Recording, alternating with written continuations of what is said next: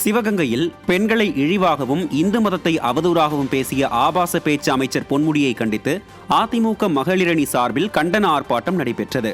அரண்மனை வாசல் முன்பு அதிமுக மகளிரணி செயலாளர் ஜாக்லின் அலெக்சாண்டர் தலைமையில் நடைபெற்ற கண்டன ஆர்ப்பாட்டத்தில் முன்னாள் அமைச்சர் பாஸ்கரன் பங்கேற்று உரையாற்றினார்.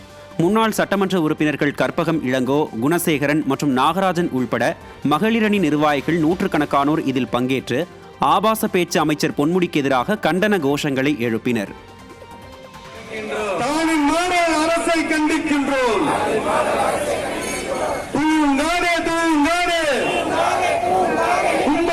அரசே தூங்காது.